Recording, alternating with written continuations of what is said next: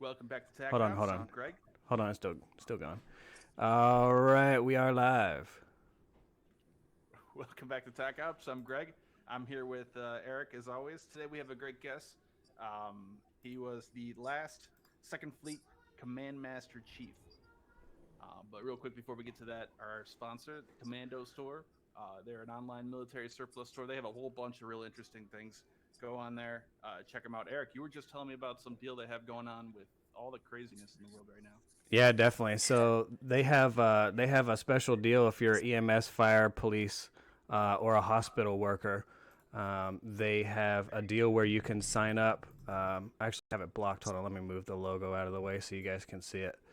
Um, if you go to the commando store and you go to the top, you can see a red banner that says EMS, fire, police, hospitals. They have respirators and other supplies. You can actually click on there and contact them, send them your info, and they, as far as I understand, they'll sell it to you at or below wholesale cost. So you get a pretty good deal on it. So yeah, definitely check that out. And on top of the cool normal stuff, they have like the Alice Denog pouch and pistol pouches, and they have sights, all kinds of cool stuff. But they also do have COVID equipment. It's weird that I have to call it that, but they do have medical equipment like gloves and respirators and other stuff that you can buy too. So on top of that, Scott respirators. They actually have full face respirators and stuff. So, whatever you guys need, they all have all that stuff too. And as far as I know, they don't have a crazy long turnaround. What we've been hearing from some other people is that a lot of the turnarounds just really crazy. I know at my actual job, we were trying to order hand sanitizer, and it was like a 4-week lead time or something like that, which is like super crazy. So we were going to have to resort to making our own hand sanitizer with aloe vera and rubbing alcohol. So I mean, it's pretty crazy out there where you're trying to find stuff. But this is another place, like I said, that you can go to and check it out. So make sure you guys do that. Yep, and you get 5% off your first order with our coupon code TACOPS. It's all lowercase, no space in between the two words, TACOPS. And that's commandostore.com, commando with a K. All right, Glenn, thanks for being on. Hey, thanks so much. We were just attacked. That's right. Oh, we heard something on there. I'm not sure where that came from. Sorry about that. That was me. Yeah, thanks. No worries. Real quick, we can preface a little bit that this is the first live episode I think that Eric and I have done where we are not together in person. So there are a few kinks we might have to work out along the way. Yeah, we're definitely following the whole COVID thing right now, trying to stay separated. Yeah. So maybe real quick, if you want to introduce yourself, give a little bit of background. I know I was reading up on different things, real interesting careers. So maybe can you go into that a little bit? Yeah, sure, absolutely. Again, thanks for having me, and want to start off by shout out to all our everybody on the front lines, our medical folks, the truck drivers, the emergency responders, the folks who are continuing to provide the supply chain to keep our economy going. Thanks to you all, and let's keep up the good fight. So anyway, so it's a little bit about me. 30 years Navy, did about 16 years as a nuke. Served on the Navy's only real cruiser, the USS Long Beach, and did an instructor tour at the submarine prototype up at Ballston Spa, New York, where I decided to stay Navy and serve on the 3 different carriers, the Enterprise, the George Washington, and did my Master Chief Bull Nuke tour on the USS Ronald Reagan, after which I moved on and served as a Command Master Chief for different platforms, Amphib, Squadron, and my dream job, aircraft carrier, the USS Carl Vinson, and finally got pulled to work in the flag community, Battle Force 7th Fleet, CTF 20, and the last, as you had mentioned, I was the last U.S. 2nd Fleet Command Master Chief right before we disestablished in 2012.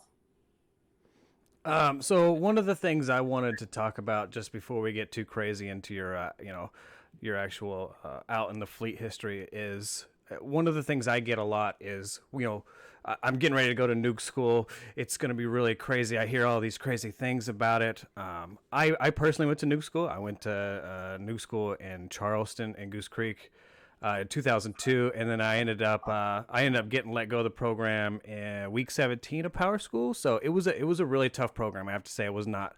I personally was not prepared for it. I didn't know that there was a place where you had to be there from 6 in the morning till 9 o'clock at night. I always, Yeah, I thought more of like it was going to be more of a mixture of like Top Gun and yeah. playing in the beach with your shirt off or whatever, and like college, and it was definitely none of that, absolutely none of that whatsoever. So Yeah, yeah. and you being an instructor there too at Boston Spot, which we don't we still do have, as far as I understand. We You know, do. maybe talk a little bit about like being a nuke and going to nuke school and what it's like with that whole crazy lifestyle. Yeah, so absolutely. Thanks. Glad you mentioned Top Gun because I'm dating myself here. Well, I, kind of mentioned I've been in 30 years, or I was in for 30 years and actually retired in 2015. But Top Gun came out, and I was going to join the Marine Corps. The Top Gun came out, and long story short, I showed up at the recruiting station, and well, the Marine Corps recruiter was out to lunch, literally, and the Navy recruiter got me in and kind of dangled the enlistment bonus. Say, take this exam and see if you qualify, and you get a $5,000 sign in bonus. I mean, 85, that's well, it's still a pretty big deal nowadays. At least to me, it is. So I did and signed up and showed up Chicago boot camp. Never seen snow before, and got through boot camp, A school, and then show up for Newfield preschool. We didn't have the A school back then. What they have now to prepare the three types of ratings: the electronics folks, the reactor controls, which I was, the electricians, and the machinist mates, mechanical operators, all nukes, but different specialty and different fields.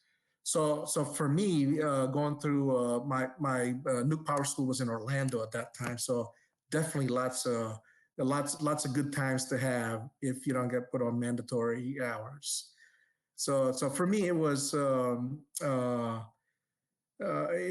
was a culture shock to I guess explain it best because I was not anticipating a lot of studying, a lot of long hours, a lot of memorizing, and trying to understand all this stuff.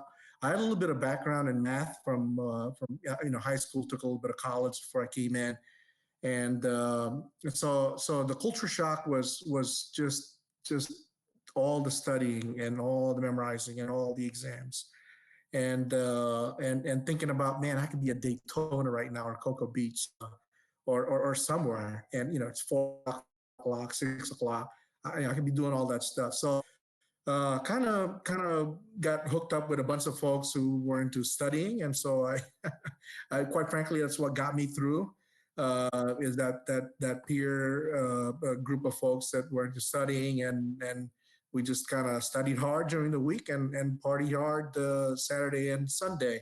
Well, Sunday we had to go back and do our homework. Let's do Monday, but so 6 months of that and. A little bit of sea stories from our enlisted instructors. All our officer instructors have never been out to the fleet, so they really didn't have much of any sea stories other than college parties and whatnot. But definitely the senior enlisted folks that were there, the senior chiefs, the mass chiefs, got us all, at least got me excited to go, man, it's going to get better when I get out to the fleet.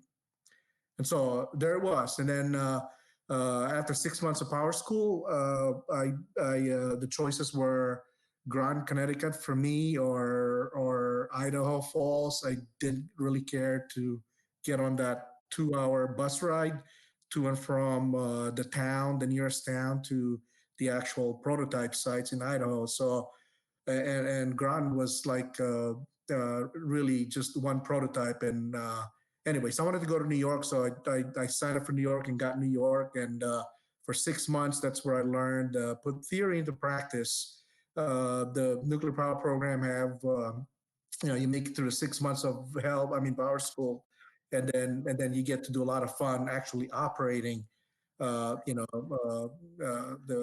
actual live nuclear reactor plant up in upstate New York.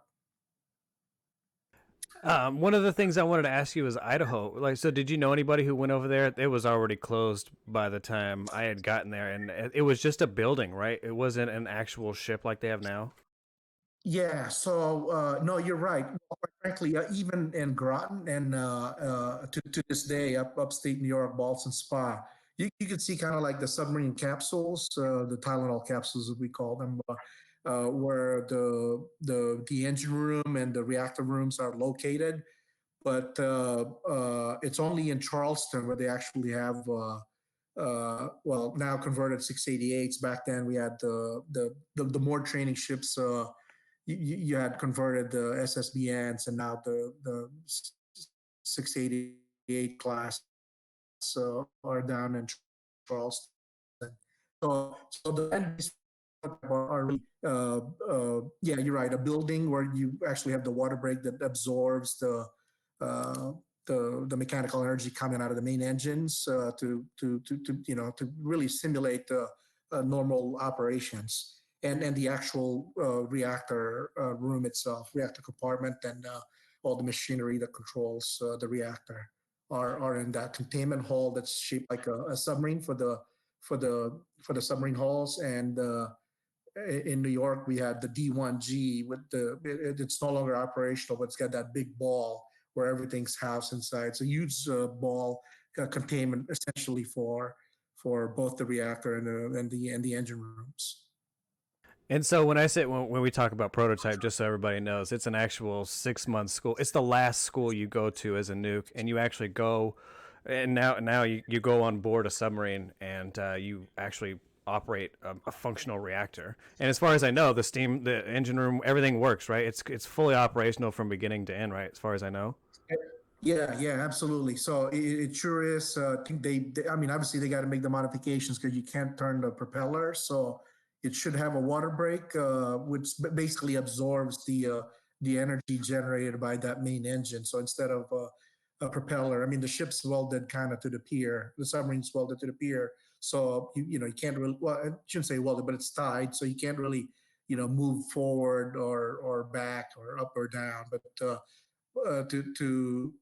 expand that energy, transform the atomic energy into steam, into mechanical energy, primarily for the main engines. You got to have some sort of the water break, as we call them, to absorb that energy and convert that energy into something else, so that the ship does not move forward. So What essentially, this prototype, we've got the same concept. It's just land based, no water below us or around us. Right. So in the prototype, what is the forward compartment like? Is it still there? Like, is it still functional? Because you don't really need a control or Yeah, anything like that anymore. The engine room is pretty separated. I know there's still forward parts of the boat yeah, that are still you need to function, but is there still yeah. like a So control room or anything there? yeah. So that part I'm not sure for the MTS, the more training ships, but the S3G prototype, which is the first prototype that I qualified in, had the. I mean, it was actually well, it was a prototype for the Triton. It was the Navy's only two power plant, two reactor submarine Right. back in the, and we had a forward end compartment, and that one was replaced. They didn't have control, but they replaced it with a bunch of testing and instrumentation equipment for other stuff that they wanted to do, testing the different kinds of fuel that we were using in a core. Right. Definitely. I think the two submarines are the old Ethan Allen and the old La Jolla, if I remember right. So if you guys Yeah, I ever heard want to about check the out the La history. Jolla. Yeah, yeah. So now you went to nuke school, had all that fun. Now tell me about what it was like being an instructor. Like why? Yeah, and it's funny too. When I was there, all the instructors were like, "Look, I just barely made it through. I want you guys to understand." Like we had a lot of and we had fresh officers and everything too that didn't really, go through all that. It's just crazy stuff. But we had a lot of the enlisted instructors go through, and one of the things they were like, I just barely made it through to this place. It's really tough. I want you guys to know. And I felt like it was really humbling to know that it was really tough for everybody else. But maybe you could talk a little bit about what it was like being an instructor there. Man, I'm telling you, if I could make it, anybody can. So it's really no doubt. It's that I'm sure if we were in the same class, we would have made it together. Yet other folks just kind of dragged me along, and that's what happened. But so I was about ready to start my third Westpac in 3 years, and my plan was to, well, of course, I had to clear it with my boss, Comnav Homeland.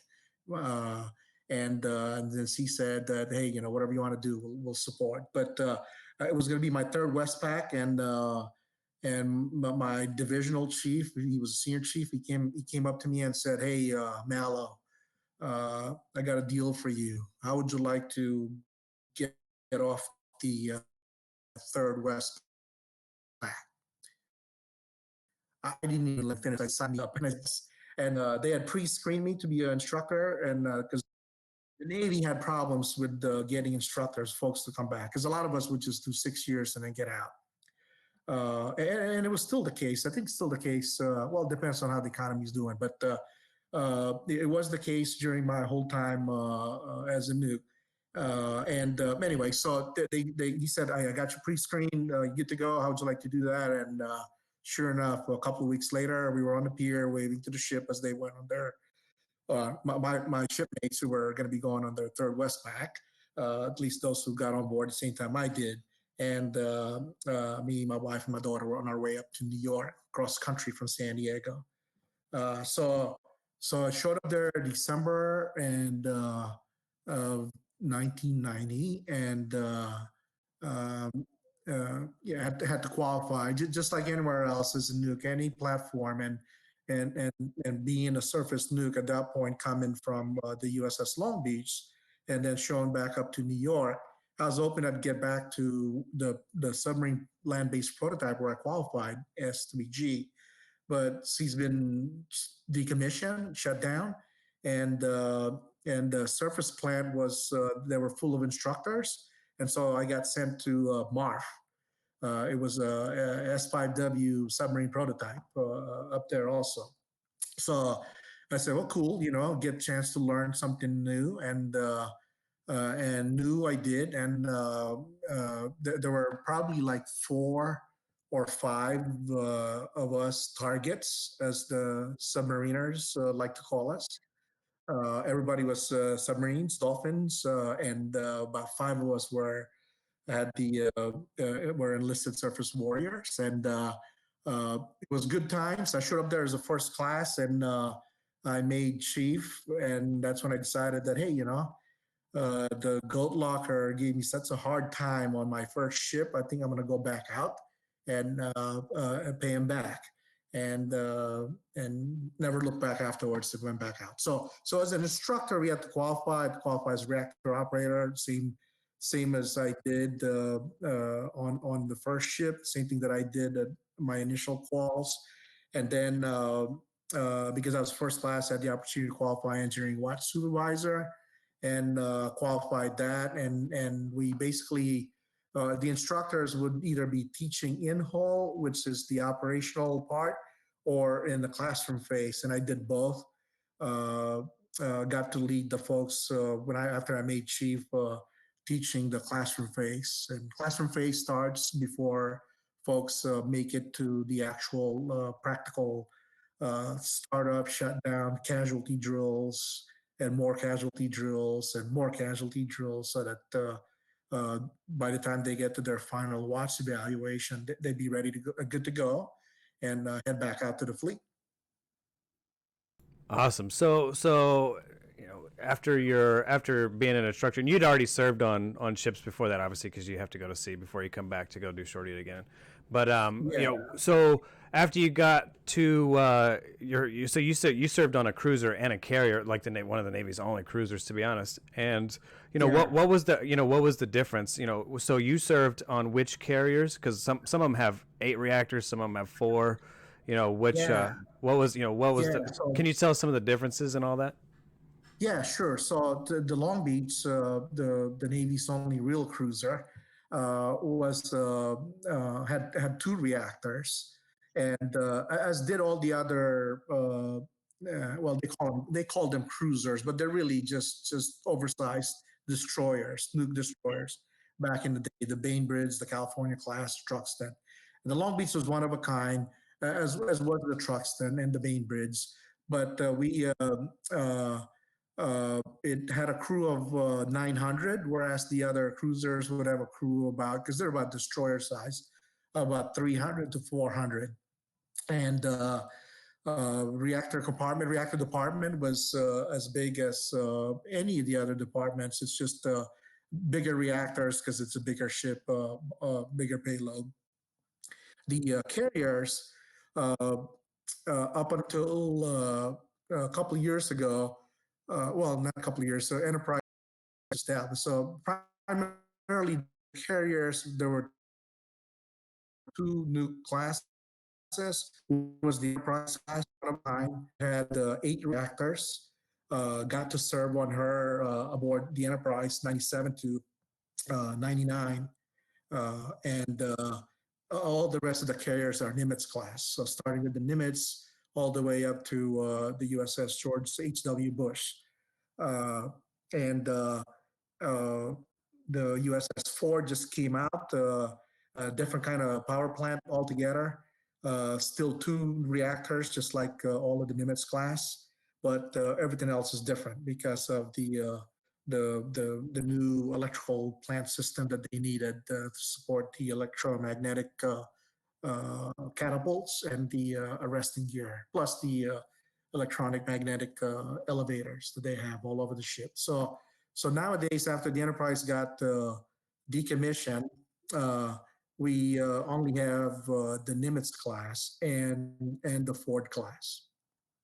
So what were your feelings on the Long Beach, right? Because they only made a few nuclear, non-carriers, non-submarines, and they didn't really go very far in the American fleets. The Russian fleet still uses a lot of nuclear powered ships that aren't carriers and submarines. What was kind of the point of having that much power beyond just obviously having a long reach? Was it designed to power some new things that were a little bit something you needed a reactor for and something you couldn't use a gas turbine for? Or was there more purpose to it than just keeping it out we, there we longer? never had we never had to refuel. Surface ships again on the amphib. Like I did time on a conventional non-nuclear ship, Master Chief, and when you got to go, every 3 days, 7 days, and you got to go time and refuel. That's a bummer right there. On the cruiser, you didn't have to worry about any of that stuff, and so escorting the carrier, taking it to in harm's way at the tip of the spear anywhere around the globe, and our limitations would just be food uh, and maybe gas for the helicopters, but they can refuel on the carrier.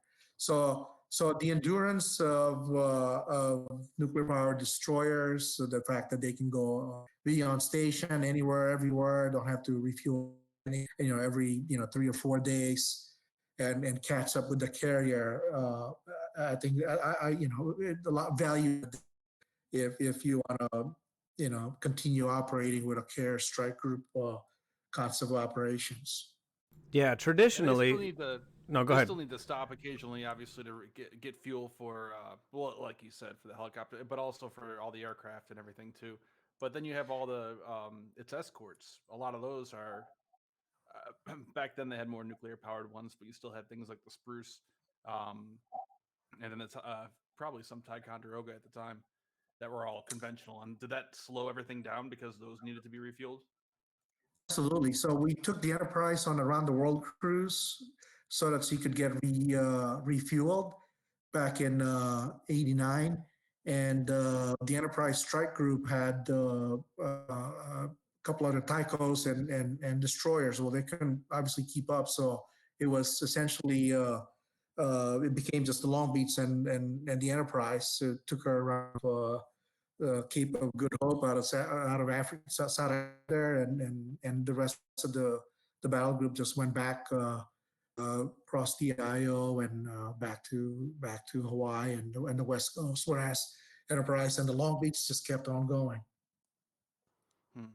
Do you think it's oh, maybe we can get into it a little bit later, but I really have a lot of questions about the usefulness of nuclear powered ships. I mean, even today, you're seeing a lot of issue. They really want to install different laser systems and laser defenses, other weapons on board some ships like the Arleigh Burke class, but they're running into problems with not being able to get enough power to power these things. So, do you think it was a mistake to switch to conventional powered ships? I'm obviously biased, but yeah, absolutely.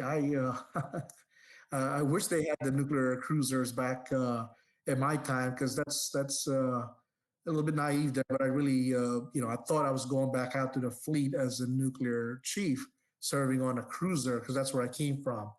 But choices at that point, and uh,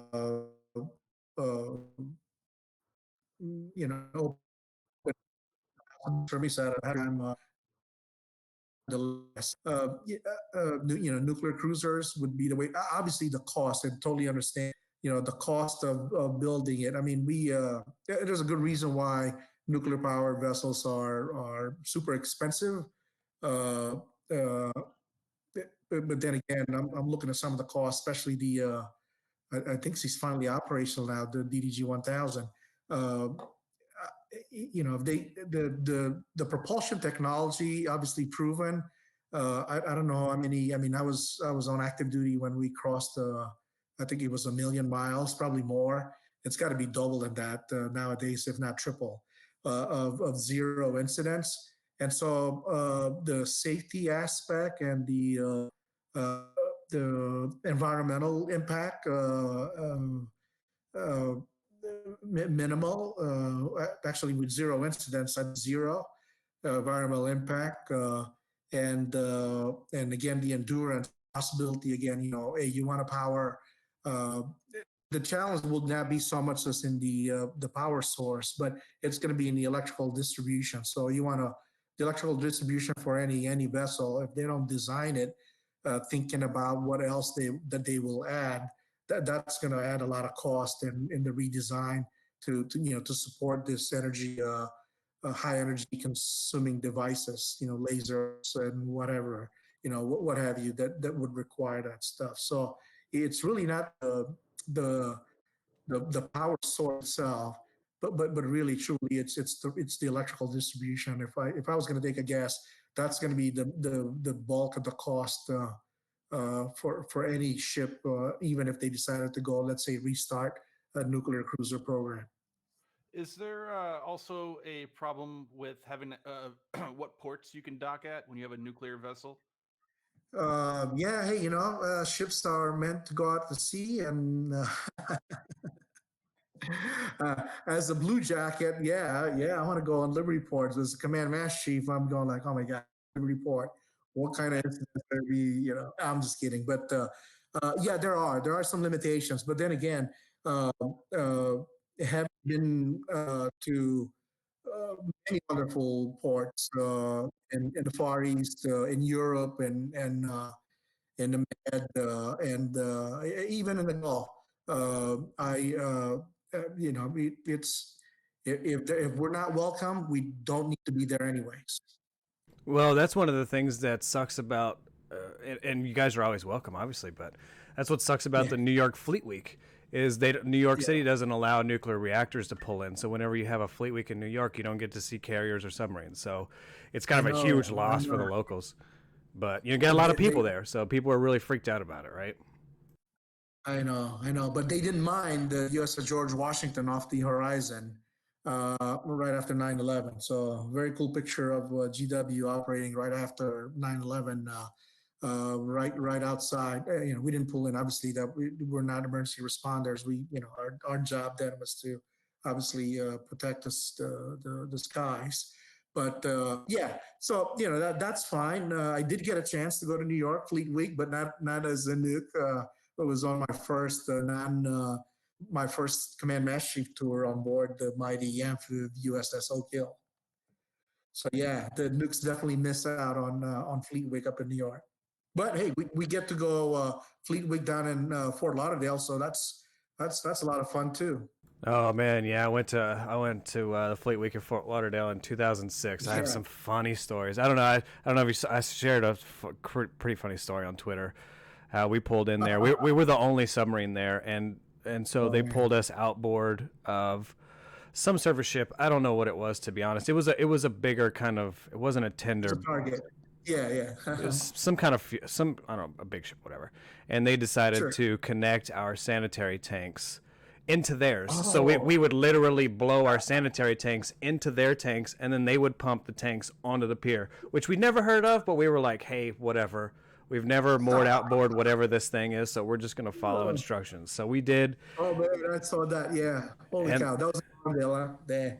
ah, man, and I feel bad for the guy. He was our senior second. He was the guy who was like the most knowledgeable. He'd been on the boat the longest. He was the egg ganger. He was what to do, and they were like, "Don't mess this up. We need you to not mess this up. It's the first time we're gonna do this. Just not blow this fire hose up, because it's literally just a fire hose that they use, just a bad fire hose."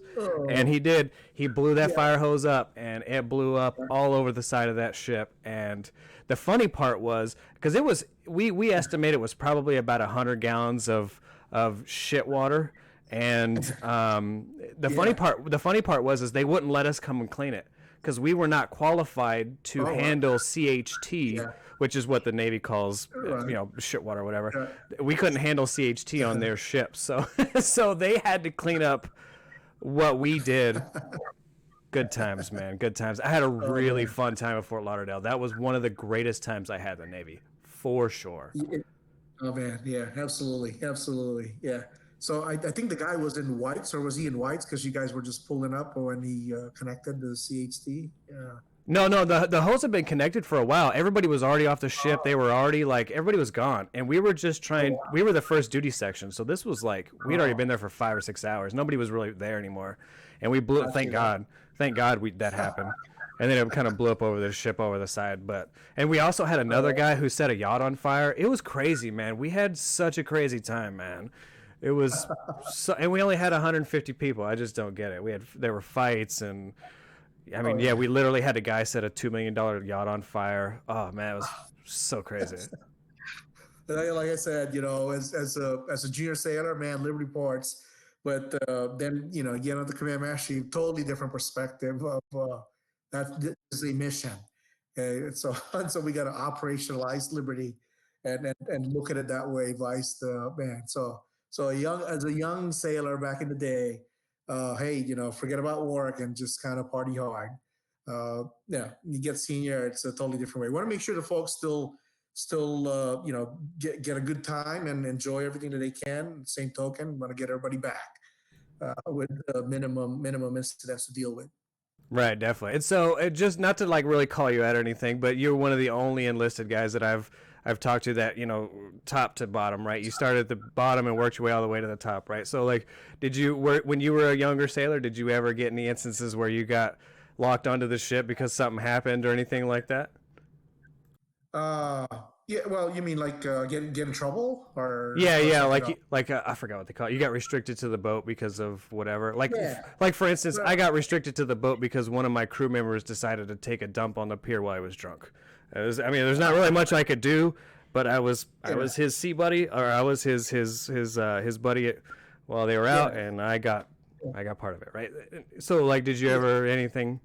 Just So just to so kind of motivate the junior sailors that are listening to our podcast. no, absolutely. So I mean, I'm not. I learned a lot. School of Hard Knocks taught me a lot as a junior sailor. Uh, was lucky that one, I never got killed doing all the crazy stuff that everybody was doing. Got to again party hard, just like everybody else. The worst thing that kind of left a lasting memory that got me to go was one our sailor of the year, really great guy.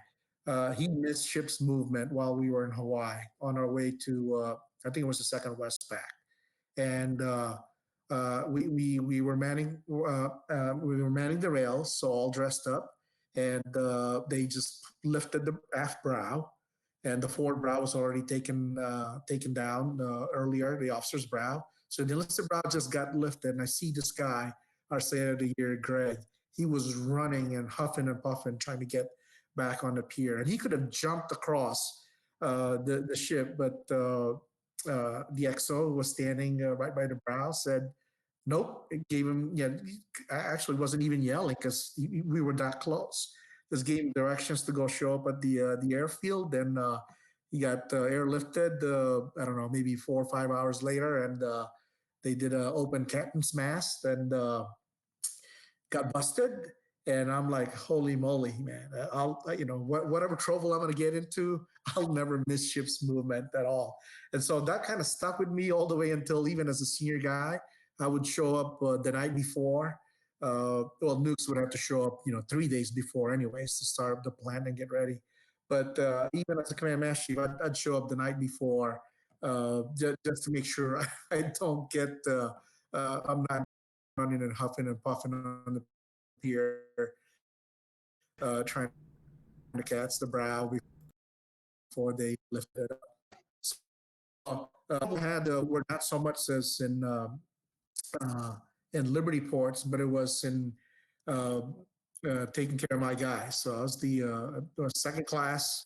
The only time I showed up at a chief's disciplinary review board, I was second class E5, and I was the work center supervisor, and told my guys to take off the rest of the day, and I was going to cover for them.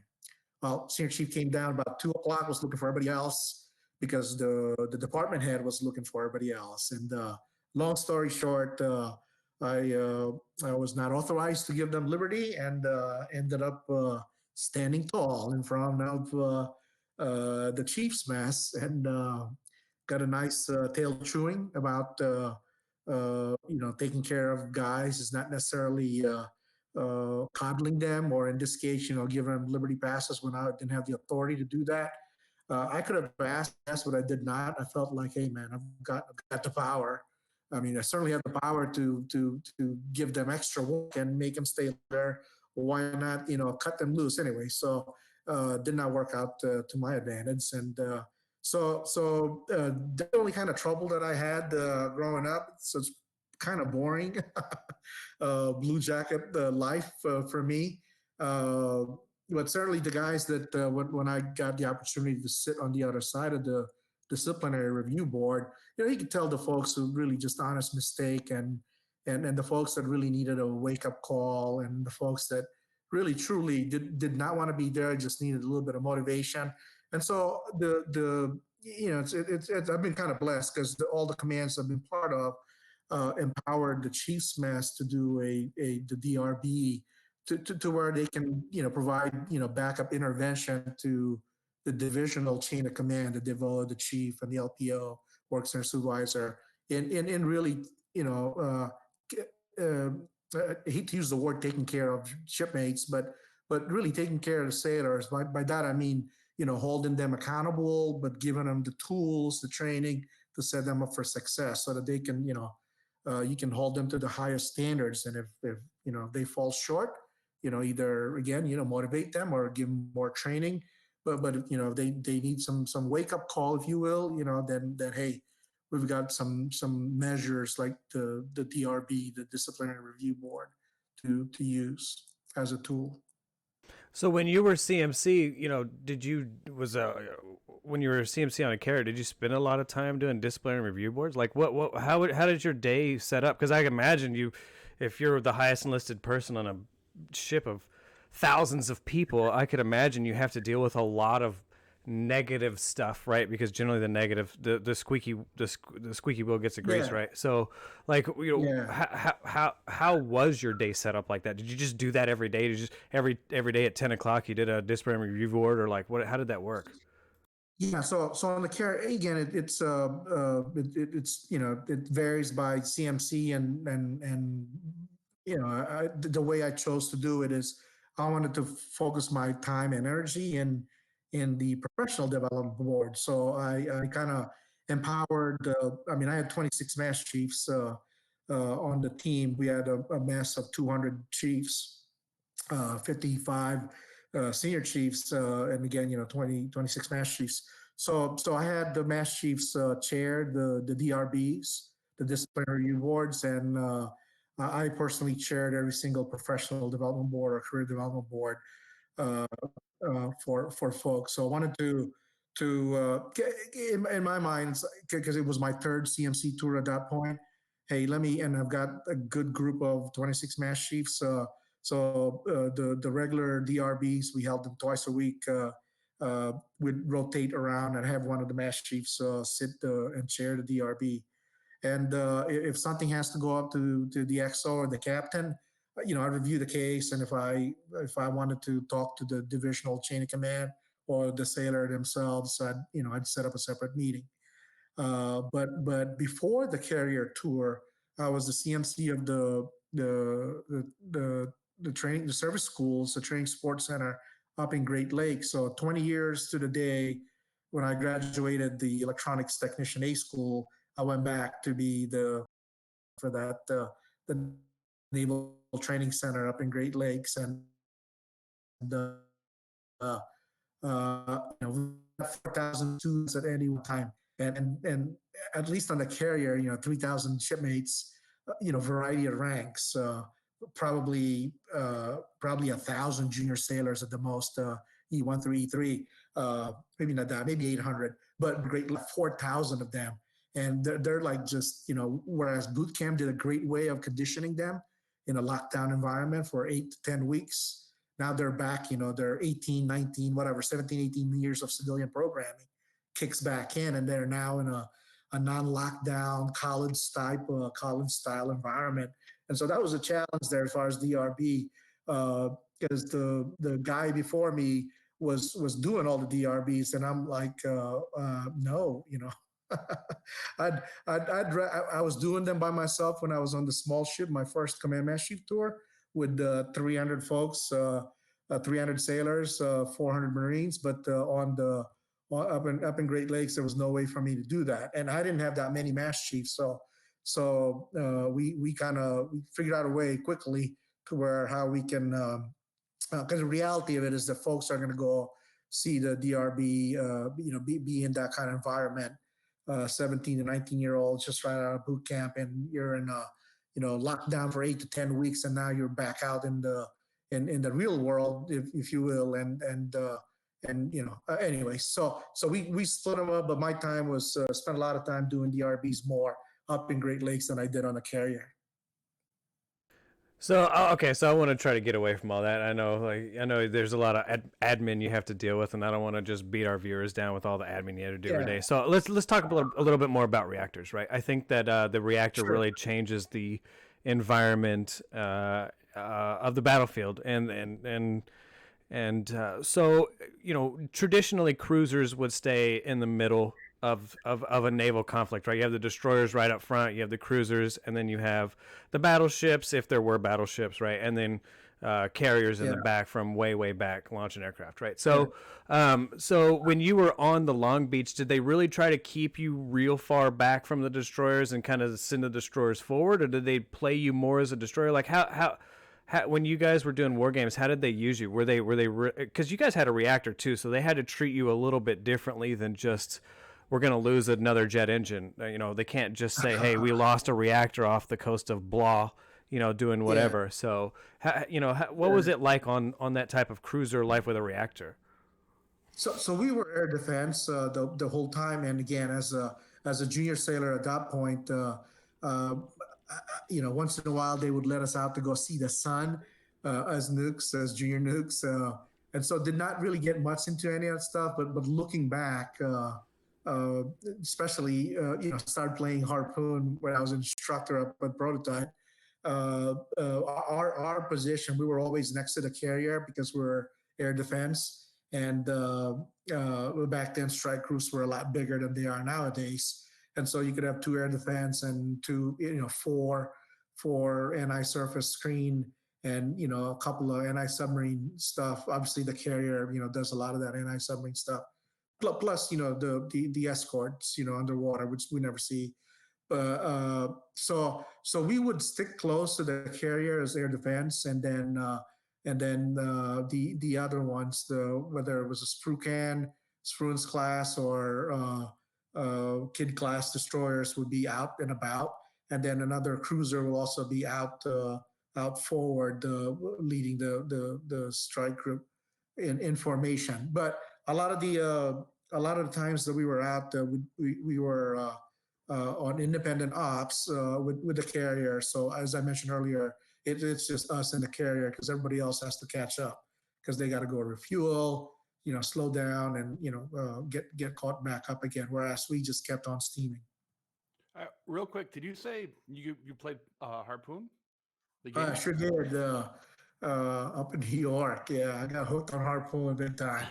Yeah, I put a lot of hours into that game, and then the new kind of the child of that game that came about. There's a game called Command Modern Air Naval Operations, I which I I heard you and John Turkey talking about that. I was going to check it out.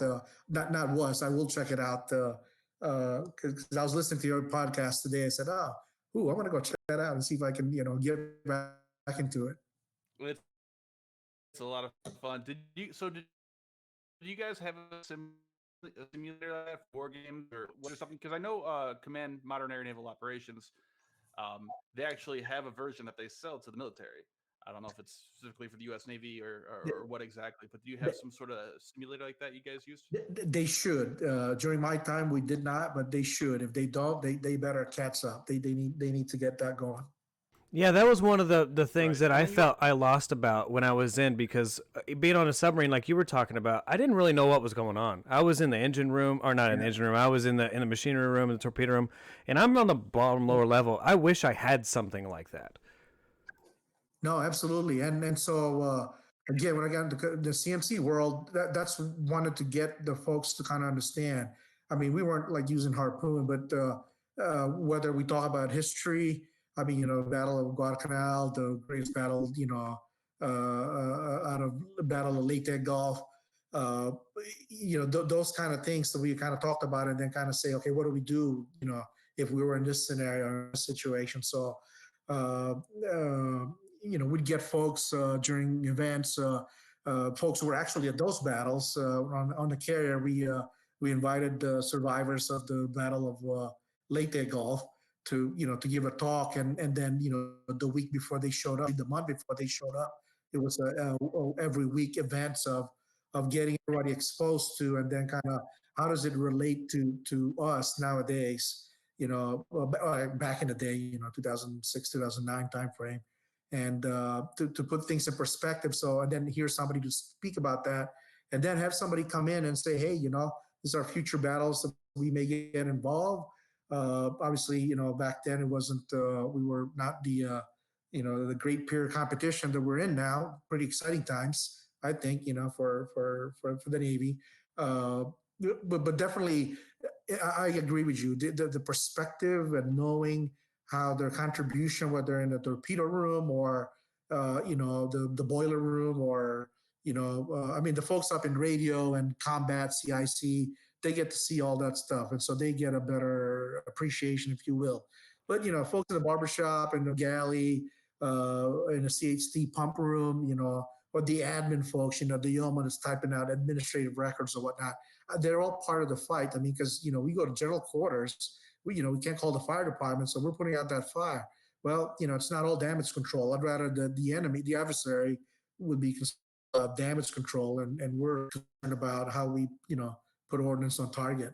So it takes the whole team to make that happen, and so that was the challenge. And I still think it's still a challenge to keep them going. And Harpoon for me was a good way of showing how, at least to me, understanding of a what's this little dot, just the cruiser, what how does it play? How's it gonna? How's it how does it contribute to the tactical fight? And then the operational, when you have more different strike groups or different units operating and playing in the theater, that type of thing. So I totally agree with you that if the Navy's not doing that, they got to go figure that out. I'll check it out first, and I'll put a plug into the fleet master chief, and we can pass it on and get some guys talking about it. That was the worst in that game when all of a sudden at the last second you detected a whole 12 Tu-22 backfire bombers, Fire. and they launch off all the kitchens, and they're coming full speed at you. So that leads me into a question though. So when you were in the 90s, and then even in the early 2000s, the Soviet Union was gone. It was really before the rise of China today, and even Russia to an extent. So who was the foe at the time? What did you train to fight against? Was it the backfire bombers with kitchens, or was it more asymmetrical threats? Yeah, so asymmetrical did not really roll out until 2000 there, but it was. I mean, the war games are all based on big bad Russia there. Uh, whether you're protecting some foreign country from invasion, and lastly, neutralizing the attacking forces and providing perimeter defense for the nation. So one of the things I wanted to ask you about was what. What was the? Oh, go ahead, Greg. Sorry, me and Greg are all split up now, so we can't look Oh, at go each ahead, other sorry. anymore, so we don't know what we're saying to each other. So Yeah. go ahead, Greg. Real quick, let me get one more question real quick. Yeah. So what was the? Did you guys have faith in air defenses? Because again, going back to the game like Harpoon, or even the later on Command Modern Air Naval Operations. I wish they had a shorter name because that takes forever to say. But going back to stuff like that, I mean, if you had a bunch of kitchen anti-ship Yeah, missiles coming at you, you were done pretty yeah, much. Especially those yeah, the air defenses on the rail, the gun. yeah. You didn't have the VLS. So in real life, was there much hope that you'd be able to actually mitigate such a threat like that, or what was the situation? Yeah, so great question, because I had that question when I started playing Harpoon. And so in my mind, I'm like, it's good to be on a nuclear cruiser. So get get those Yeah. frigates, other destroyers, a screen for, and maybe, just maybe, they won't the cruiser, they'll go for the carrier and everybody else. But uh, uh, I mean, that came to mind to go do it. But in hindsight, that probably was one more reason why I thought that, you know what, because the focus was damage control. It's like a defensive, victim kind of mindset, if you will. I'm like, you know what? Yeah, it's good. We can't call the fire department. There's a fire. There's a plane crash or whatnot. Matter of fact, I was involved. I was on the Enterprise when we had 3 days, 2 days into our cruise. We had a crash on the flight deck, and we lost shipmates there. But in a fight, I'd rather learn how to. Hey, how am I going to support all our offensive capabilities and defensive mechanisms to make sure that if that scenario ever came up, then that we'd be able to take out as many as we can, uh, assuming all the other escorts in the ship, and the aircraft that we had up in the air, can take out, the incoming missiles there, vampires. And then what about even offensive? Because it seems like a lot of the late 80s Soviet ships were so heavily armed. You think of things like the Slava or the Kirov, they're armed with dozens of supersonic anti-ship missiles, whereas a lot of the US ships were armed with maybe 8 subsonic Harpoon missiles. Yeah, agree. We were outstick. I still, I mean, I think to this day still, but well, that's where the carrier comes in. Get send out your surface strike package way out, and take them all out. Find the targets with from the Hawkeye, and then launch all the, albeit short range, but hey, the aircraft is 200, 300 miles away from our strike group and that much closer to the target. Take them out before they get within striking distance to the carrier strike group. So So was I think that's what the again as a junior sailor then didn't get much into it, but from a harpoon perspective, and then looking back later on, I you know yeah, I think that's the strategy there. Of course, now so what do you do now with the you know the the F-21s and whatever and whatnot. oh So yeah. yeah, you got to do different kind of strategy for that aspect. So you think the strategy really was more to rely on aircraft for offensive capabilities? There's no doubt in Well, my mind. obviously in a Absolutely. carrier strike group, definitely. Yeah, Um, there's no doubt in my mind. So surface action group, they're kind of like, wow, that's too bad, so sad if they get attacked by that. But having that carrier out there for power projection and defense, will take out the bad guys. Whether it's airborne threat or especially adversarial surface action group. Detect them via satellite or whatever, different kind of detection stuff, but definitely, go see him with the Hawkeye and then boom, just take him out, before they get their vampires within striking distance. Eric, I see you pulling up a Phalanx, and now what is it, a Talos? Or Yeah, so I'm just pulling up some of the random armament that was put on the Long Beach. But yeah, so I'm just randomly pulling No, up stuff. no. Yeah, the Talos, they took out. Yeah, they took out the Talos. So we had the SM2s and three was out there. But yeah, so definitely hard and the teams and the Tomahawk anti-ship missiles. But as that box launcher only has X number, and interesting. yeah. Yeah, so one of the things I also wanted to ask you about while we're kind of bouncing around a little bit is reactor safety, right? I think you're probably one of the best experts we have at this point that can talk about reactor safety and the importance it plays, not just with the whole carbon dioxide deal and all this other stuff, but how do you feel naval safety wise? Obviously we can sit here and say that the Navy has zero incidents. They've never had any, obviously we've lost a few reactors, but they weren't reactor incidents. They were based on, like Yeah, the Thresher failed because of other reasons, right? It wasn't the reactor yeah, that yeah. actually caused it. No, So, no, Treasure and Scorpion. Yeah, absolutely. Yeah. right. So I was hoping maybe you could talk a little bit about reactor safety because you were probably, you lived it, right? Obviously. So, Yeah, and what it's yeah. like for naval reactors, not just for us because like the Russians use it, the Chinese haven't really played with anything like that yet. I don't, as far as I Yeah, know. yeah. But maybe you could talk a little bit about that. Yeah, so I think uh, it all starts with our the greatest asset of the United States Navy, which is not to sound cliches there, but it's the United States sailor. So the training that each and every the screening first, to get them, and then as experience that the training that folks have got to go through the certification to get to prototype, and then after prototype, getting through the qualification process again, which is just as painful.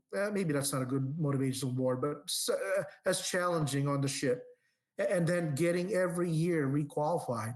Uh, and that's the same for the junior sailor all the way up to the master chief, all the way up to the senior officers that are operating those power plants. So it's the never ending training qualifications. I mean, we have to go to daily training, and then we have to take uh,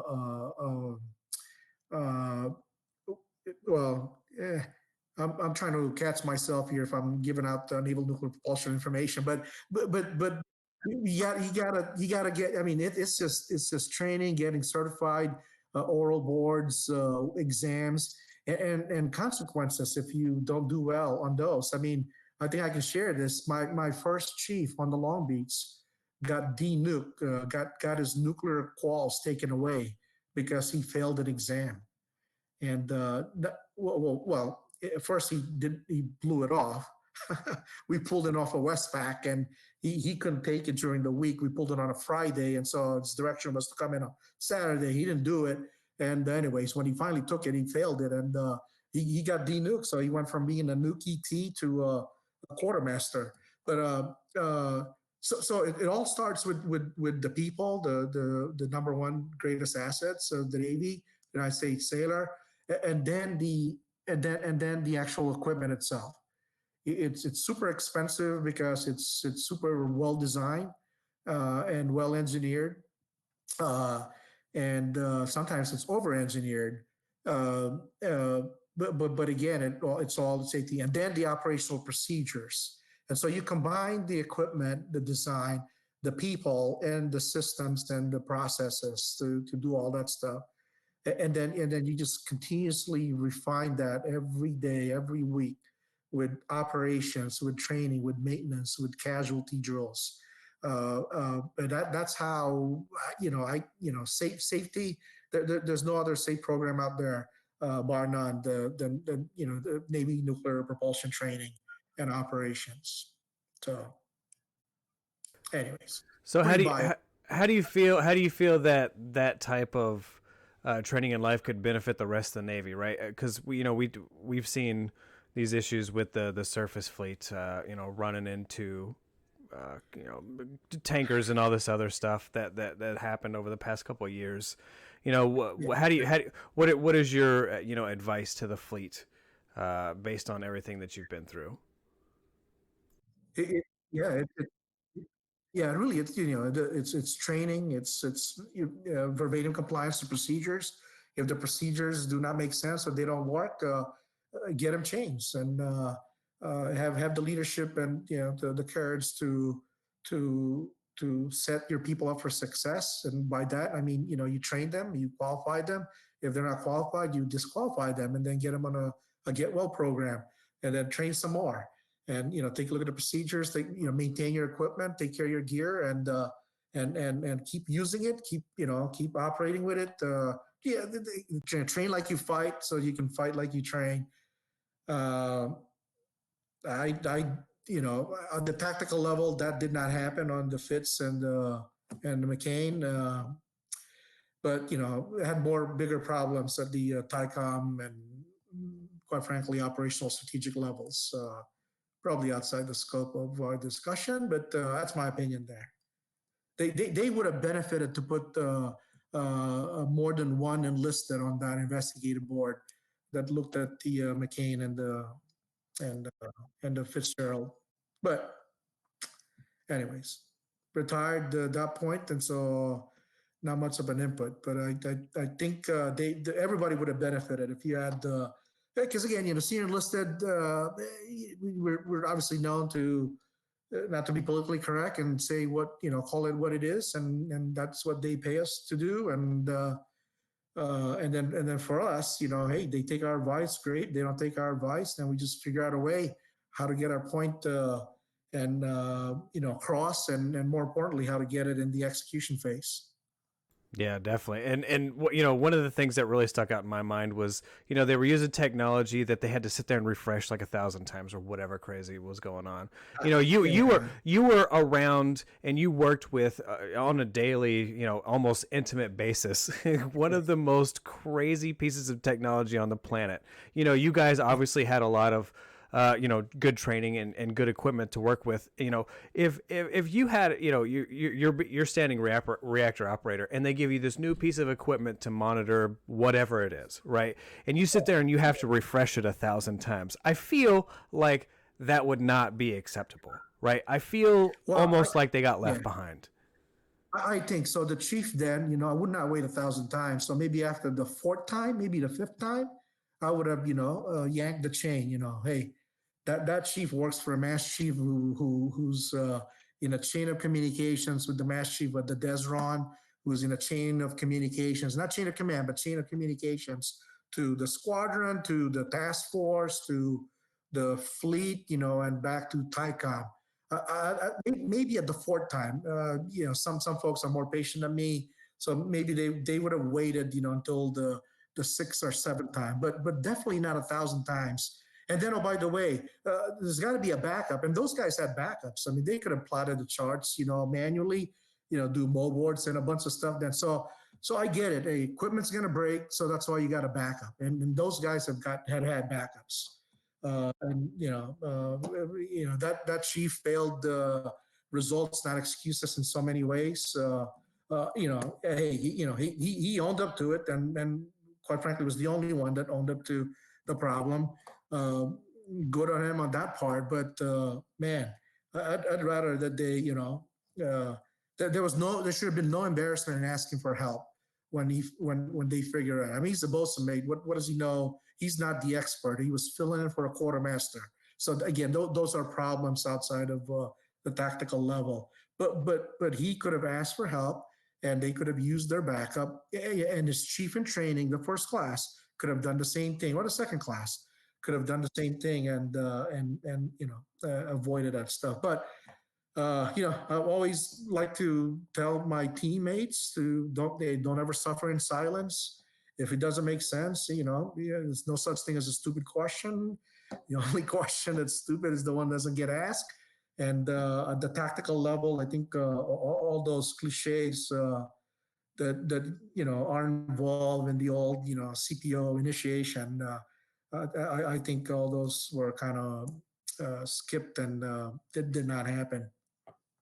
So not the blame's not all on the chief, but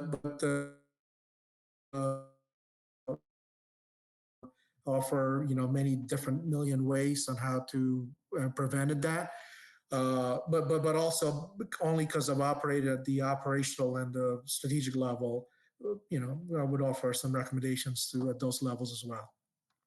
Yeah, the sad part about history, it seems, is that ships, submarines, they all seem to fail because of internal problems, right? Bad maintenance, bad upkeep, right? Hey, we had our second captain was fired because the ELTs were faking his signature, right? Because they fucking Oh hated man, him. They hated him. They hated him yeah, so much they could not go give him yeah. water testing stuff. So Uh, they just forced his signature. It's crazy, right? So, oh man, uh, yeah, you know, you know, you know, it's nice to see that, there are enlisted guys, like this chief that stood up and kind of said, "Hey, this is the yeah, deal." Like, is yeah. there? Do you feel like there's a good connection? And I know you're not active anymore, right? But while you were in, was there a good connection where if you're the cob, right, the chief of the boat or the command master chief, and the captain's Yeah. just like just dismissing you, do you have a good squadron connection where you can say, "Hey, look, like this guy's not listening to me, right? We have all these problems and he's not doing anything." Like, do you have that type of backup? Yeah, so yeah, I got to put that into practice when we were the ISIC, the Immediate Superior in Command at the Battle Force, CTF 70. So we had the carrier underneath us, plus two cruisers and seven destroyers, plus all the air wing and the nine different squadrons of F-18s and helicopters and the COD and the E2Cs over in Japan, Yokosuka. So we, my role there, as I envisioned it, was to be that backup to the commander. And so when he talks to his warfare commanders, the commanding officers of the ships, the commodore of the squadron, and the air wing commander, uh, plus all their subordinate commanding officers, was just to make sure that one, we're aligned, and two, we understand commander's intent. And if there are any issues that for some whatever reason do not get communicated to the official chain of command, then provide backup there. Not to subvert the chain of command, but again, just as a backup. Uh, so I think that's happening a lot. I think they started putting command master chiefs now on strike groups. Uh, Work out the OpCon, AdCon relationships, but if they're gonna if they're gonna value, just like the other services would value the input and the role of a senior enlisted leader, uh, uh, they got to put them in those strike groups and those task forces, and then use them in that capacity to it's not just beds and heads. In other words, the mass chief's not there just to go check, hey, the folks get a haircut, or who's got a no shave shits, or who's got some administrative problem, this and that. But really, on the operational level, is to make sure that, hey, is everybody value added? Is everybody contributing to the mission? And the COs may be, hey, I'm the anti-submarine warfare commander.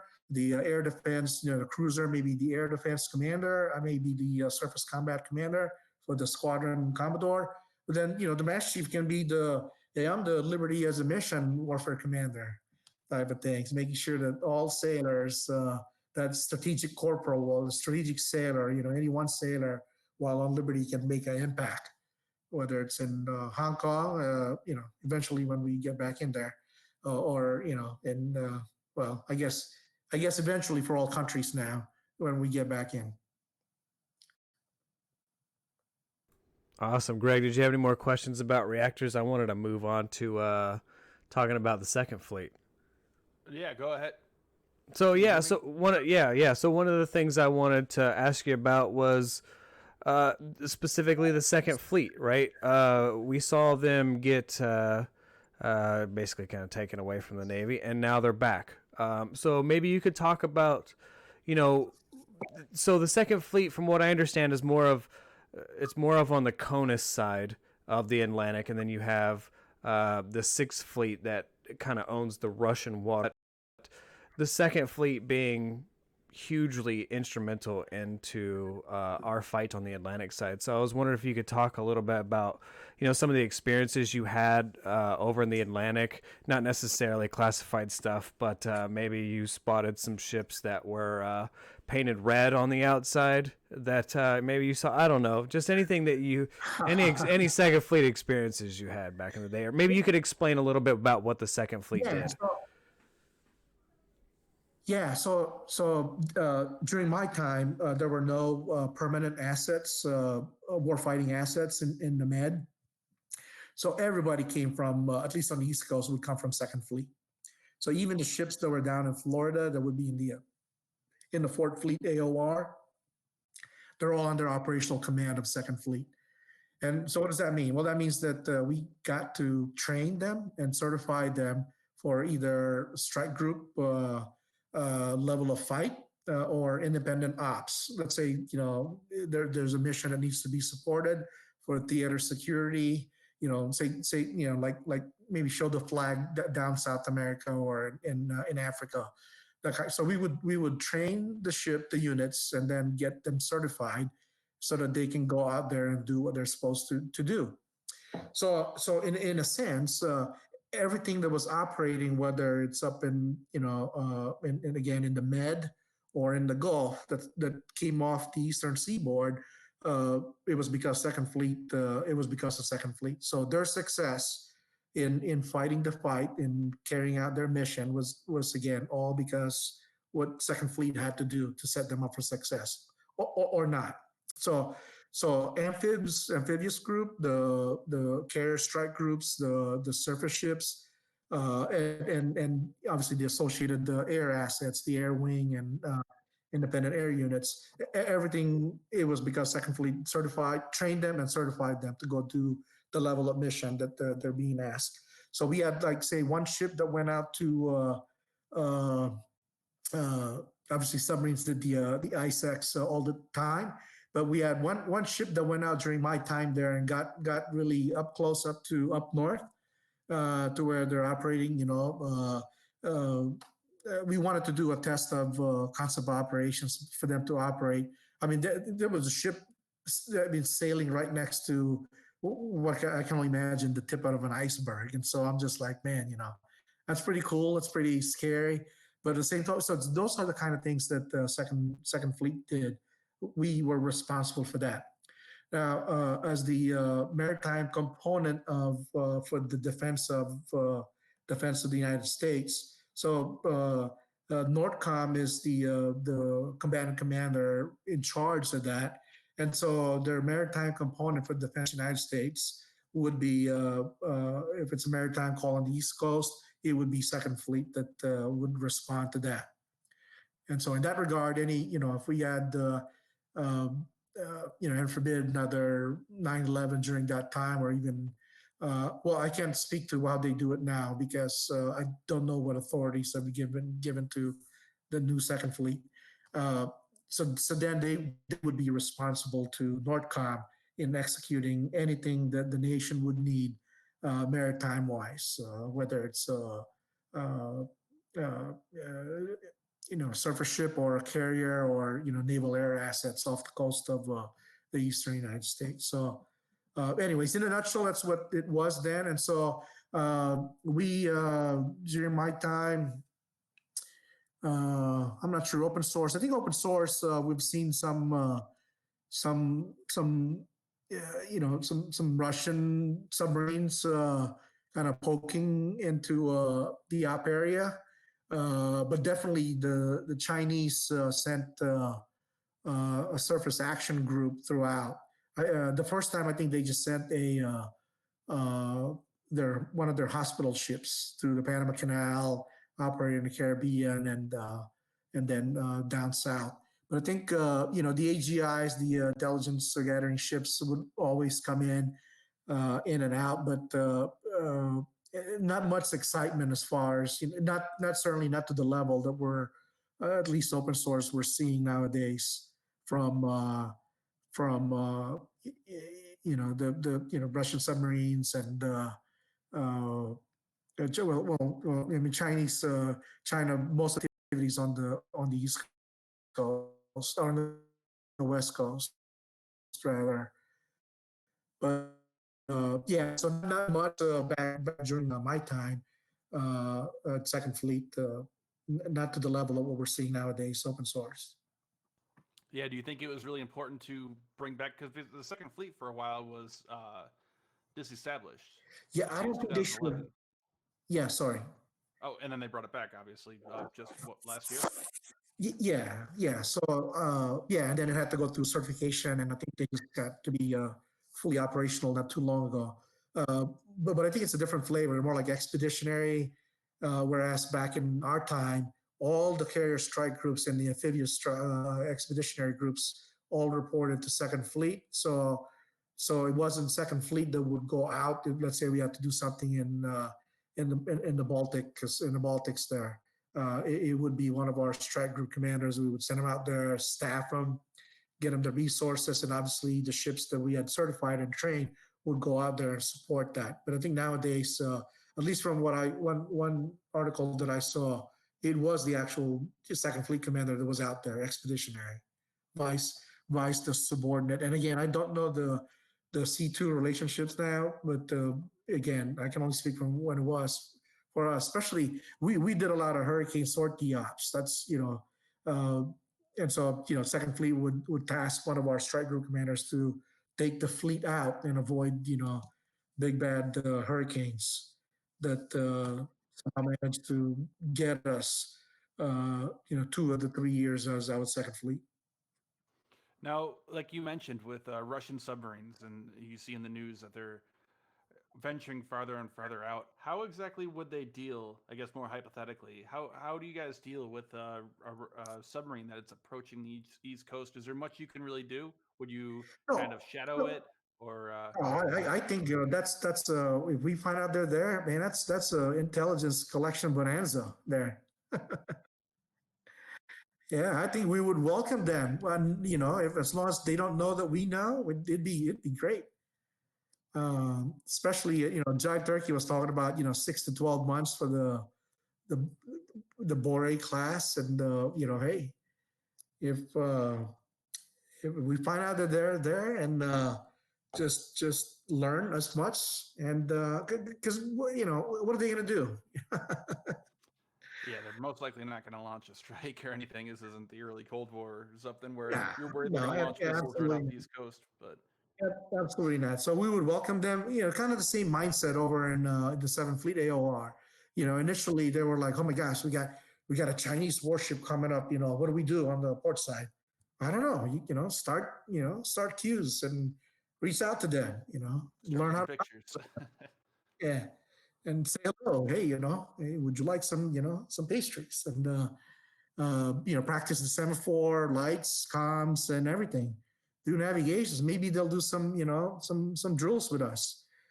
So obviously the submarines you can't, definitely way out of my element there. But I can just imagine. I'm imagining this that if they were come and say that they're more than welcome, and we can learn from them as much as they try to learn from us when we're in their neck of the woods. Now, obviously, without getting into anything classified, did you have confidence in the ASW capability? You know, anti-submarine warfare capability to be able to I, locate and I, track am these things that close to the U.S. I have 100 million% confidence in our submarine navy in tracking that stuff. What about from a surface ship perspective? Because you hear a lot about how ever since the end of the Cold War, that's been one field that the U.S. has kind of slacked off on. Is that true, or do you think you'd still have confidence to be able to locate a submarine that's trying to creep up on So carrier striker?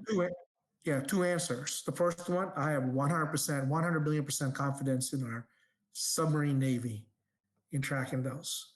The second one is, I think this is definitely in the open news there. We were so good at it in Seventh Fleet that we snagged one of those Chinese submarines from a destroyer. Oh, so you're talking about like you snagged a towed array, or what do you mean? Yeah, absolutely. Oh Okay. yeah, Hey, Eric. We were talking about that a couple weeks ago, right? yeah, that was it's Yeah. an old Cold War sport. You have to grab towed arrays. Yeah, it was a big thing. Because it's Oh yeah. incredible how long those things are. I mean, stretch it over a mile, way out behind the submarine or a surface ship, even. Oh yeah. So we knew this bad actor was, lurking around and just would not go. So the CEO of that ship, did a good turn and man snagged that sucker out. Oh man, so did you get like a reward? Do you get like a bottle of whiskey or something for grabbing a towed array? Like, how's that work? Because from what I understand, you get a reward for it. Unofficially, I think, yeah, but officially, uh, yeah. Yeah, that was good times there. So yeah, yeah, uh, yes, U.S. submarine navy, U.S. submarine navy. That's the key to detecting those bad Do you think actors. surface ships are kind of? I mean, it's an inherently more difficult job. Submarines are designed from the ground up to be as quiet as possible, and they're kind of in surface ships are more in a disadvantage, being on the surface, obviously, and Yeah, being limited in terms of sonar and everything like that. yeah. So they get detected, and then somehow that gets in the suite of classified comms, sensors, and everything, common operating picture. So I think that's the key right there. So whatever sensors out there in the water, friendlies but organic to one ship, fighting a modern day submarine. I don't know about that. Yeah, man, I'm telling you, the modern Mark 48 is just. I still believe to this day it is the greatest conventional weapon on the planet. It is unreal how scary that thing can be if you get close enough to get to be in the target range of it. It's just you're not going to get away. Like I don't know how better to Yeah, explain it to people. I've seen it operate so many times, and I can tell you at this point, even the own ship who shoots it, you don't have to worry about it coming back on you. It is the greatest conventional weapon the U.S. military has, in my opinion, at this point. I echo that absolutely. I'm biased, by the way, just saying. Well, they got to factor that into cold waters because every time I break the wire on on a Mark 48, it always comes back at me. It seems like Well, it's got to be kind of not real, right? true. Man, I Yep. really gotta check that game out. I really gotta yeah, yeah. It's I a may it's even do it. it's an awesome game. I ended up messing up the code trying to make it do all kinds of crazy stuff it's not supposed to do, so I've got to reload it. But it's a Man. really fun game. Yeah, if you want a really good realistic submarine game where you can like actually see what's going on, because the great thing about Yeah, Command is it's really realistic, but you can't really yeah, see what's going on because it's just kind of a map. Cold Waters is it's fantastic. sure. It's the most realistic game you're going to get at this point, and hopefully the next one's going to be Sea Power, and that's going to be the evolved version of it. I actually just took over the subreddit for it, so I'm hoping that I can actually meet the developers and see this thing because it looks like it's going to be really amazing, and it's probably going to bring back some, hopefully not some old PTSD issues that you got dealing with the Russians over there. Oh, Uh, well, awesome. Well, I we'll definitely be checking that out too. I told you. Well, Eric, have you ever tried playing that Dangerous Waters anymore? That game is too realistic, almost. It I seems mean, too, yeah, it's too realistic, but the problem is it's just not visual enough. I that's feel like Huh. I'm too young, even though I'm 30, almost 36. I feel like I'm too young to play a almost a text based game. yeah. Oh That's man. the problem. The graphics are really lacking. I do have a question for you. What about so obviously everything going on in the world right now, COVID-19. Um, you've heard about different cases in the news with the Theodore Roosevelt, several cases breaking out there. So, from Yeah. your position, did you guys have protocols in place to deal with situations like this? Maybe not to this extent, but because it seems like it would be just like a petri dish of everyone's so close together and integrated and everything that it's just going to spread like wildfire. Yeah, so that's definitely a challenge there. I mean, we had, but I mean to a certain extent, infectious disease are infectious disease, and I mean obviously not all infectious disease could be fatal, and I'm not sure again, statistics wise, what I think at least for me, the jury's still on the the final and these groups and all that stuff attacked by COVID-19. But yeah, so certainly that's a challenge. It's always a challenge. So outbreaks of any infectious disease. I mean that happened on my watch, a couple of different commands, and again, identification, isolation, and that hygiene thing, and well, the nukes are good at that. We just, because we drill so much and train so much on anti contamination. So probably practicing that stuff would help out a lot as well. But yeah, so the overreaction to this thing I think is good initially, but the long term sustainment, the plan, how to deal with this, live with it, and operate with it, and fight and win with it. That's got to get rolled out sooner than what I like right now. I mean, because those plans should have been out. Uh, 3 days, a week at least, at most, out, and maybe they are, maybe they're not. I'm not sure, but that should have not been a surprise when the outbreak for the carrier. The questions that should be asked now is that, okay, what do we do for the next one, and then the other one? What do we do if all the ships and the Seventh Fleet are affected by this? So so hopefully those TTPs are out already. If they're not, gotta get hot. Yeah, exactly. You could see a possible scenario where another country takes advantage of a situation like this. Oh, and I think they Um, are already. I mean, yeah, again, open source. I think I saw a couple of things. Then they're again just casual. Even the most obviously the most even casual observer there. It's they're poking and probing at our time of what they perceive weakness, and but I think we're responding. So hey, we're business as usual.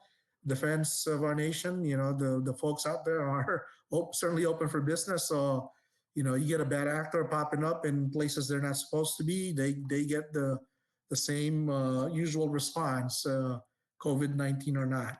So so at least that's there. Maybe it's the public affairs, maybe it's the messaging. So this thing with the TR, I get it. Media's got to sell what's going to sell. So we can lean forward and kind of be proactive. If winning the fight, social media, that's as important as for phase zero ops as winning the fight, major combat operations, in my opinion. yeah, and then you're even seeing the U.S. obviously trying to show a sign of force to an extent, at least with sending that warship, I'm sorry, Arleigh Burke class through the Strait Yeah, Taiwan the Strait. mighty McCampbell. They just did it then, and then the mighty Barry just popped one, and so did the Shiloh out of my old stomping grounds there. So that's good that they're keeping up with that stuff. Again, COVID-19 notwithstanding, they're doing what our nation is asking of them to do. So yeah, more power to them. So, but again, the social media stuff and then the news, they just gotta you gotta lean forward. And Kiar, I mean, it's a big surprise. They all right, they got it. They're gonna have more sailors. Obviously you test, so you find more stuff. We inspect, we find more stuff. So we plan for the worst, so hope for the best, but keep that carrier operating and going. I've no doubt that they can if they figured that out. It's just probably the news coming out where I think our PAOs can do better in winning that piece of the fight. Yeah, it seems like a weird kind of dichotomy where a navy is supposed to be out there and supposed to be showing force, where at the same time we- we're in relative peacetime right now. So you want to make Yeah, it look like you're taking every precaution you can to keep people safe.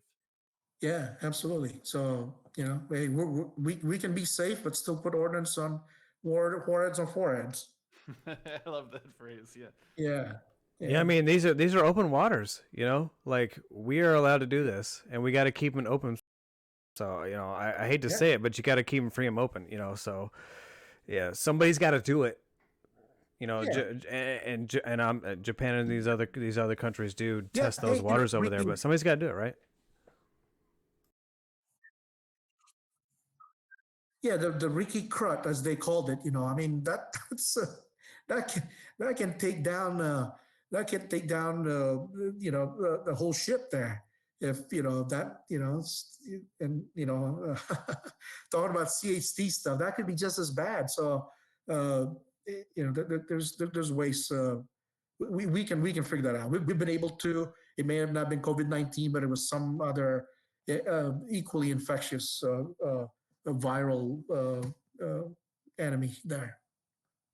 So one of the things you see a lot is, especially lately, and we have a lot more access to information now, especially when it comes to open source stuff, like you talk about, which I believe is a huge, especially important to us deal.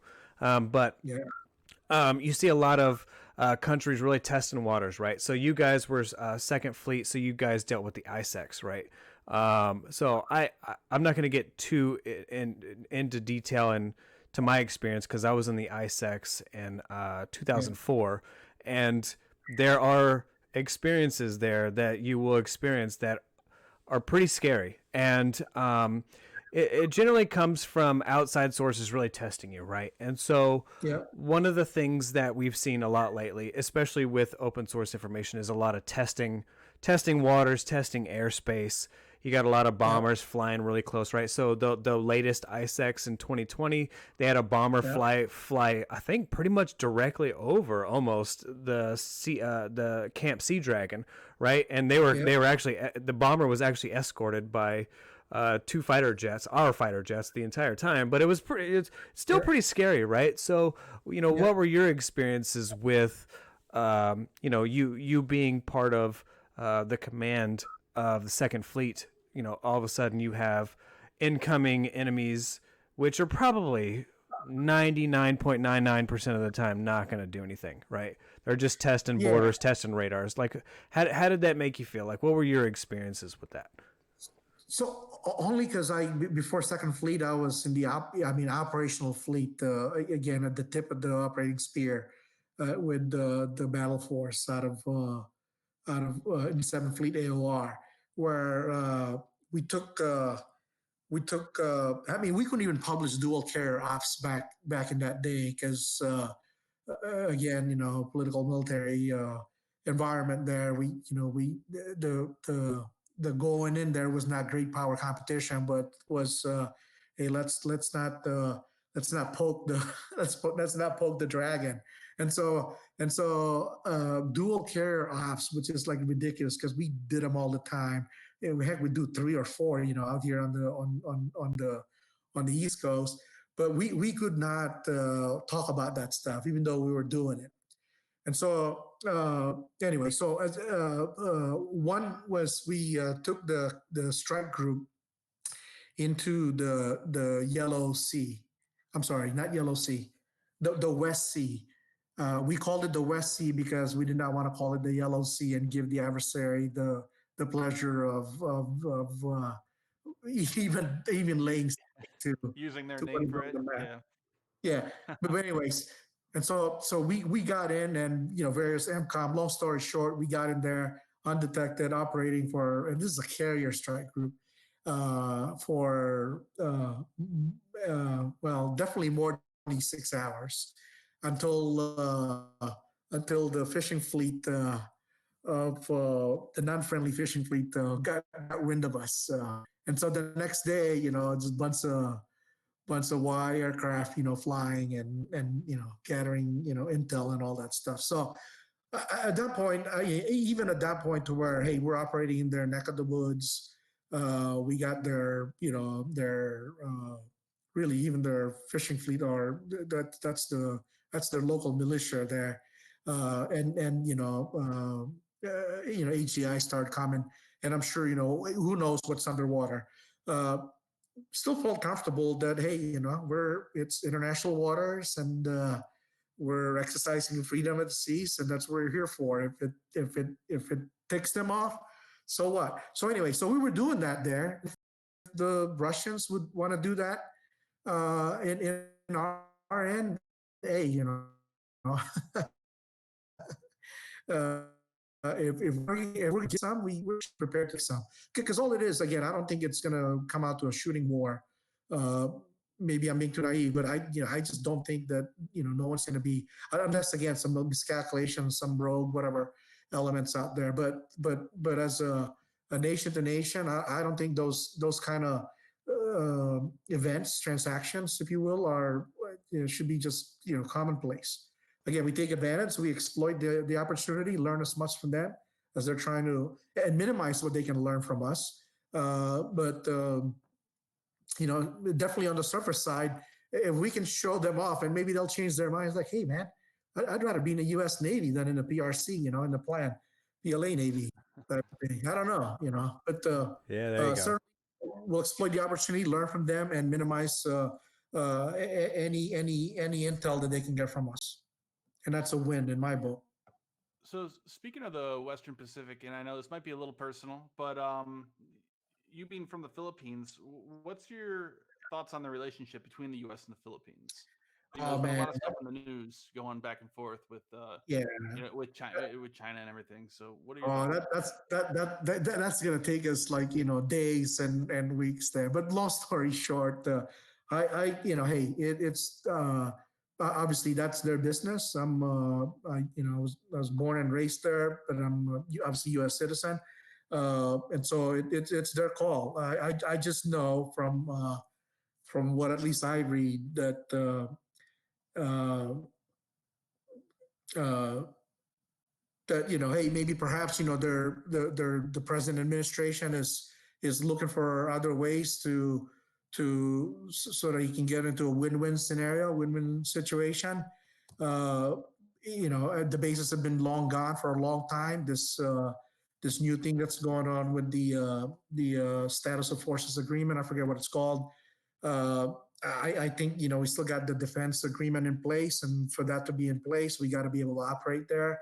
And if they want us to operate, then what we agreed upon as far as the SOFA is concerned has got to be in place. Because otherwise, we wouldn't put any of our troops there. Soldiers, sailors, Marines, uh, folks on the ground if we don't have a say in what happens with them when they're there. So I think that where the relationship's going to remain strong on a very personal level. One of our Liberty Port visits there, just on my first ship there, we pulled in and uh, got a bunch of my guys from the division to go to my house where I grew up. So we went down there and all throughout, and when we started walking into town, I mean, folks were flashing the V sign, the victory sign, victory jump, like as if it was World War II just ended, the day Huh. before. So I know the friendship is, and the mutual respect. It's even with all the drama that's going on, the time that the U.S. was there left a lasting impression in 1898 until they gave the independence there, and so even as imperfect as that was, so I think the folks there have that strong feeling, by and large, majority. You're gonna have a certain percentage, just like anywhere else, and as long as we remain committed to what we agreed upon, and they fulfill their end, I think it's going to be good. If not, hey, we'll find some other ways. The U.S., maybe open up Cameron Bay again. I don't know, but certainly we got Singapore. We definitely have Japan. Guam's a little bit ways away, but we'll find other ways on how to keep the sea lanes of communications open there, maintain freedom of the seas, and keep the world trade going, and not lock that up as China's own backyard. Yeah, I actually pulled up Cold War ends. I just Googled Cold War ends and it says it ended in 91. So There there's you an go. official end to the Cold War. Yeah, And a lot of people will say we're in like a second Cold War, like yeah, there's supposedly some Russians that came out of the Guet Gap, right? And they came down, yeah, and there may be some kind of yeah. Cuban Missile Crisis again. Who knows, right? But what are your thoughts on all this kind of flaring up again? I know you seem to stay a little bit up to date with all the open source stuff. So what is your feel with the Second Fleet now that it's been fired back up? Like, how do you feel they're going to be effective, or do you think that they're just going to be a support group and just kind of sit back, or what's your feeling for everything? No, yeah. So it's really, I wish for them, obviously, the success that we've had with the old Second Fleet, and getting their chain of command. Again, I've not read their. Obviously, I don't have access to their classified rock and poll, but the as long as they're the strike groups are trained and certified, and however Second Fleet fits in that equation or not. But as long as our sailors are trained, the units that they work on are certified to work as a team, for group missions or individually for individual deployments. As long as that happens, and we're manning them correctly, then and the equipment is obviously maintained properly, so it doesn't break in the middle of nowhere, and folks don't know how to fix it.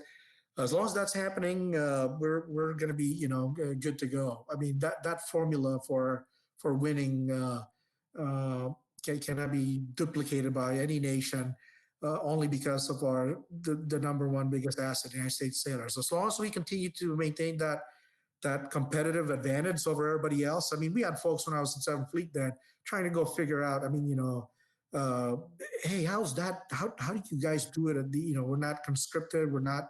It's an all volunteer force. How do you get, especially at the senior listed level, backbone? The Navy. How do you train? Folks are interested in that stuff. Why? Because it's a proven successful uh,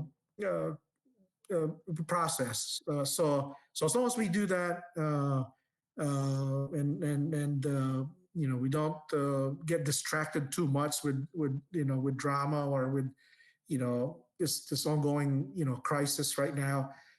Keep our eye on the ball, and we're going to be fine. We're going to be okay. If Second Fleet is going to be like how Second Fleet used to be, I think that's a great concept. Again, super biased because I've seen it work and I know it works. But if it's not, if it's going to be something, then I would trust that senior leadership is doing that because they are seeing something that obviously uh, was not the case back during my time. Things always change. We got to be nimble. We got to be flexible. Uh, and hopefully, they try it out. It doesn't work. Hopefully, they've got a backup plan in place. and working out, how to be even more nimble to go figure out the right solution. And if the right solution is not to have second fleet and just take it all back to the 4 star with a 3 star deputy, then hey, let's roll. Let's make it happen. Well, I think I'm all questioned out, Greg. You got anything else? No, I just think it's really interesting how much a lot of people just kind of look on paper. If you compare stuff on paper, this ship has this sort of offensive weapons and defensive weapons and things. This country has this and that, but it always amazes me to think about just how much everything else, training, like you were just talking about, training, maintenance, and all this stuff really comes into play because you can have the best ship in the world, right? But if they don't know how to Yeah, use it, or if they're not highly trained or motivated, or if you're not maintaining that, it's worthless. It's a paperweight, exactly. Absolutely. and that still comes into play even with all the technology we have today. Everything has gone digital. We have more and more integrated systems and sensors and processors, and everything is able to run things so much easier, but it still comes down to the individual.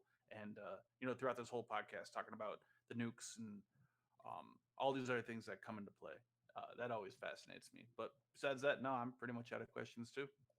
Yeah, one of the things that makes me feel comfortable is when it comes to the United States Navy, right? Obviously, I'm biased. I'm a veteran, but you have training and maintenance, right? And you have a great, obviously funded fleet. We have all three.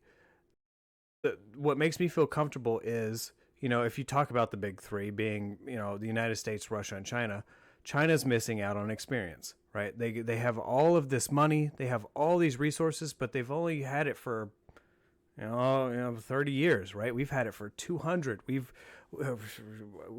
could push it farther than that, right? We've got a lot of naval experience, right? We've got a lot of forward deployed blue water experience that nobody has ever had ever, and we've got way more than anybody else, right?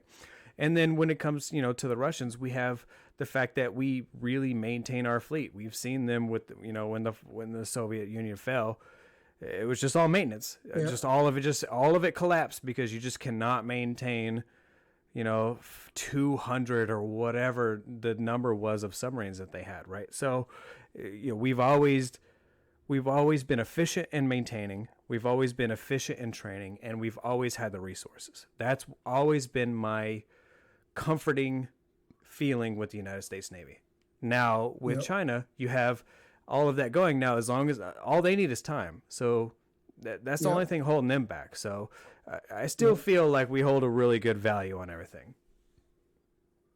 Absolutely. Absolutely. We're way ahead, and we just got to keep our competitive advantage.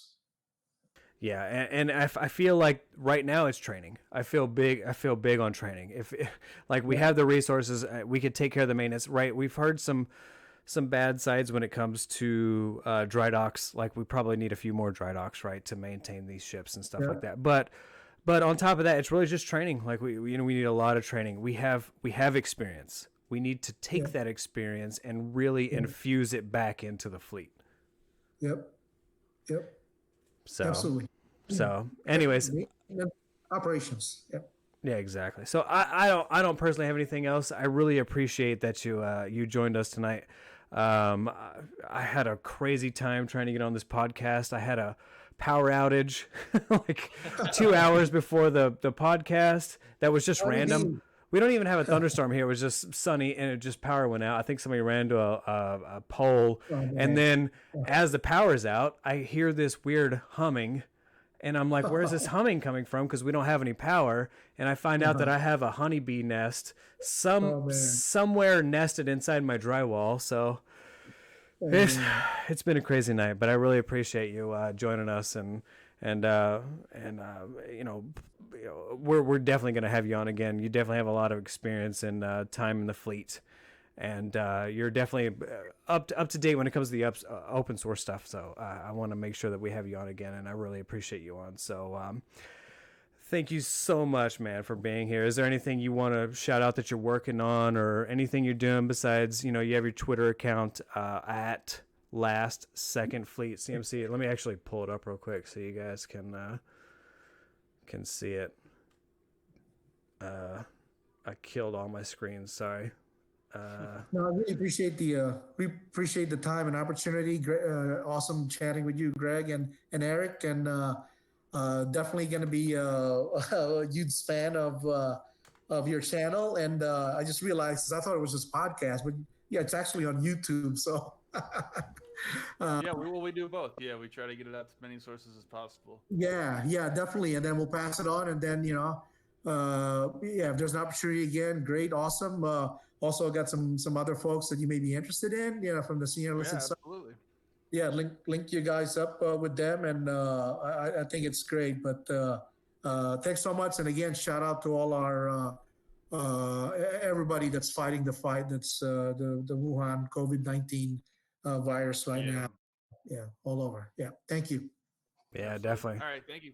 So thanks everybody for listening. I appreciate you joining us. Sorry it took, I guess I'm not sorry because it took 2 hours because it was amazing 2 hours. So, whatever. If you don't like it, whatever. You don't like it. So enjoy your Saturday night and shoot us any emails. I'm at King Neptune 767 on Twitter. You have Covert Cabal who has, whatever. He's got all his crazy stuff. And make sure you check out at Last Second Fleet CMC on Twitter. And enjoy your night. Really appreciate you guys. Thank you so